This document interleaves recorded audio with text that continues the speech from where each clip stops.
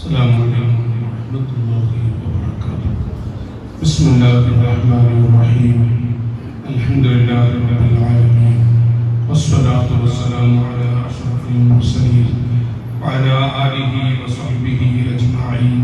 يا سيد الرسل أنت الشفيع الذي ترجى شفاعته على الصراط إذا ما زلت القدم.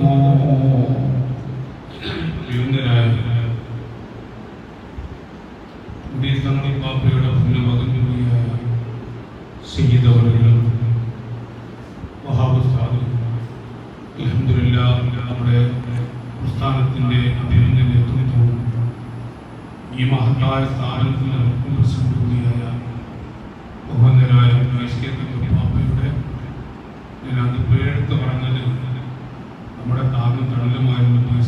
അവിടുത്തെ ധാരാളം ഗ്രന്ഥങ്ങൾ രചിക്കുകയും ചെയ്ത സലാഹുദ്ദീൻ അഫ്സാനി ഉസ്താദ്, ജാമിയ കബിയുടെ മാനേജർ കൂടിയായ ഉസ്താദ് അടക്കമുള്ള നമുക്ക് നല്ല നസീഹത്ത് നൽകിയ ആത്മസുഹൃത്ത് കുറ്റിപ്പുറം ഷഫറുദ്ദീൻ ഉസ്താദ് അടക്കമുള്ള അഭിനന്ദരായ ഉസ്താദുമാർ, പ്രിയപ്പെട്ട ജാഗ്രതായ സഹോദരൻ, നമ്മുടെ എല്ലാം ശൈഖിനോട് പറഞ്ഞ മിനിറ്റുകളെ പറഞ്ഞിട്ടുണ്ട്.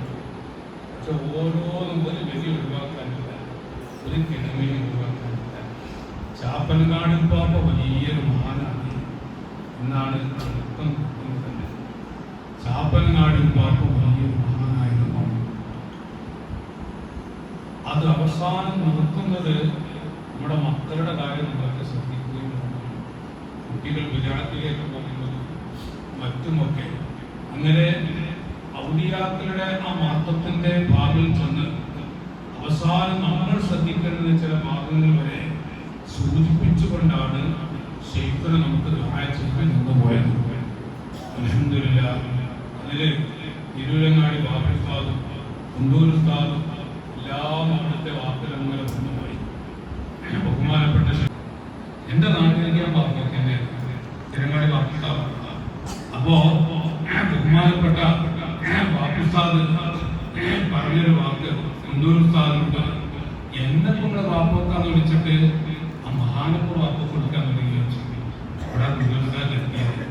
അങ്ങനെ കുണ്ടൂർ ഉസ്താദ് വന്നത് ചാപ്പനങ്ങാടി പറമ്പിൽ പൂച്ചിക്കൽ വന്നു.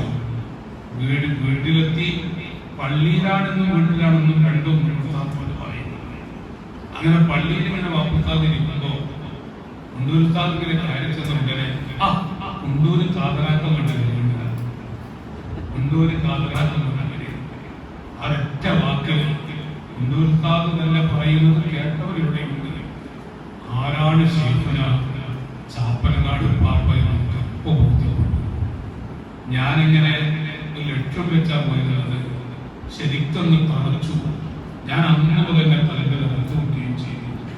ബഹുമാനപ്പെട്ട ശൈഖുന ചാപ്പനങ്ങാട് പാപ്പയെ കുറിച്ച് ഞാനിപ്പോ സലാഹുദ്ദീൻ പാപ്പ എഴുതിയ ഒരുപാട് പുസ്തകങ്ങൾ അവിടെ അള്ളാഹു നല്ല ആഫിയത്ത് വർദ്ധിപ്പിച്ചു കൊടുക്കട്ടെ. എത്ര ചെറുപ്പത്തിൽ എഴുത്തു തുടങ്ങിയതാണ്.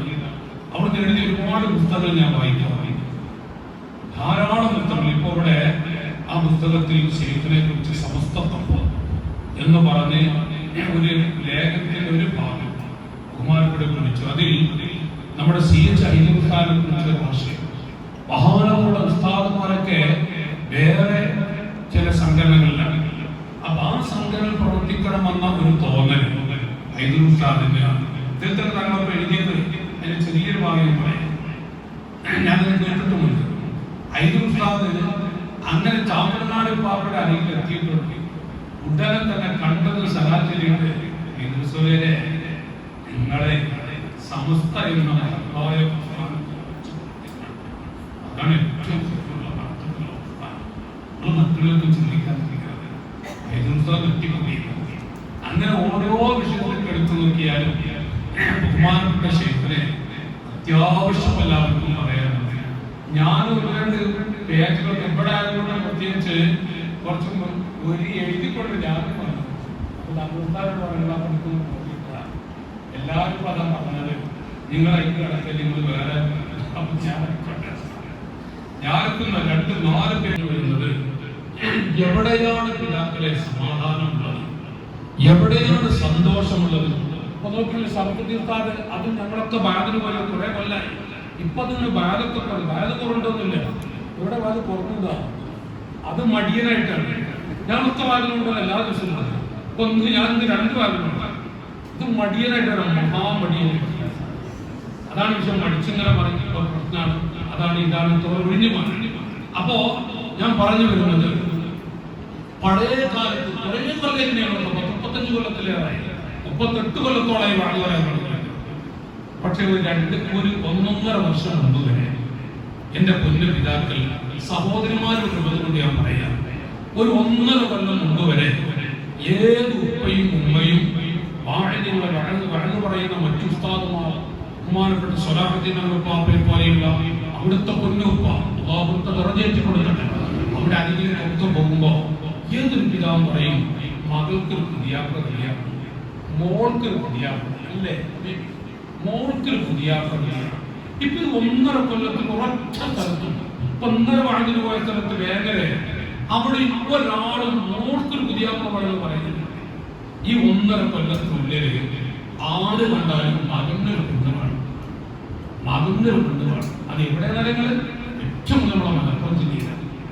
ഇപ്പോ മഞ്ചേരി നിലമ്പൂരിനെ കൊണ്ടോട്ടി മഞ്ചേരി നിലമ്പൂർ വരെ അതിനിടയിലുള്ള ചെറുപ്പക്കാരുടെ ഒരു ഗ്രൂപ്പുണ്ട്. 350 ആളുകൾ അതിലുണ്ട്. ആ ഗ്രൂപ്പിൽ എന്നെ ചേർത്ത് ഞാൻ എന്താ എനിക്കൊന്നും അറിയില്ല. അപ്പൊ അതില് 350 ചെറുപ്പക്കാരായ കുട്ടികൾ 30 വയസ്സ് വരെ.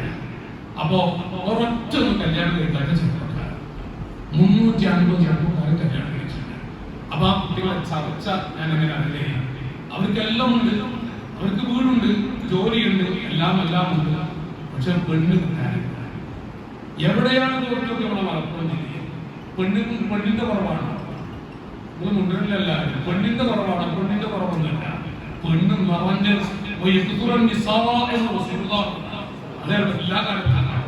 അപ്പോ പെണ്ണിന്റെ കുറവല്ല, പെണ്ണിന് പുതിയാപ്ല വേണ്ട, പെണ്ണിന് കല്യാണം വേണ്ട, പെൺകുട്ടികൾക്ക് കല്യാണം വേണ്ട, അവർക്ക് ജോലി, അതല്ലെങ്കിൽ അവർക്ക് പഠനം.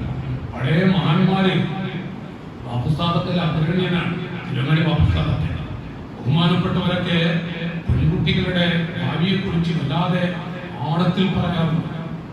ഇപ്പോ നമുക്കൊക്കെ വേറെ ചിന്തകളും അവസ്ഥകളും, ഞാൻ അങ്ങോട്ട് പോകില്ല.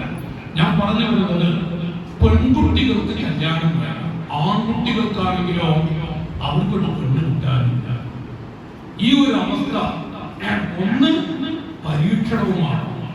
നമ്മുടെ മലപ്പുറം ജില്ലയിൽ വരെ എത്രയോ പാവപ്പെട്ട പെൺകുട്ടികളുടെ കണ്ണീര് കണ്ട് ഉമ്മയും ഉപ്പയും നെടുവീർപ്പെട്ടുകൊണ്ട് ഒരു മോളെ കല്യാണം ശരിയാവാതെ എന്തൊക്കെ നിബന്ധനകളാണ് 25 പവനും 100 പവൻ നമുക്ക് എത്തിയ കാലമുണ്ടായിരുന്നു. 100 പവനൊക്കെ 1.5 ലക്ഷത്തിന്റെ കാറി എന്ന് പറയുമ്പോ ഇന്നല്ല അന്നത്തെ 1.5 ലക്ഷം. എന്നിട്ട് പച്ച പാവങ്ങൾ കമ്മിറ്റിക്കാരാണ് എങ്കിൽ ഒരു ചെറിയ എഴുത്ത് കൊടുക്കും. കമ്മിറ്റി ഏതെങ്കിലും പ്രസിഡന്റ് ഉസ്താദിനെ നോക്കി ഇരുത്തിയിട്ട് മക്കളെ ഗൾഫിൽ കുറെ മക്കളെ വിളിച്ചിട്ട് ഗൾഫിലെ ഉമറാക്കൾ വിളിച്ച് നമ്മുടെ നാട്ടിൽ ഒരു പാവപ്പെട്ട കുട്ടിയുടെ കല്യാണം, നിങ്ങളൊരു 5000 രൂപ ഈ കുട്ടിക്ക് നല്ല 2 പെണ്ണിട്ട്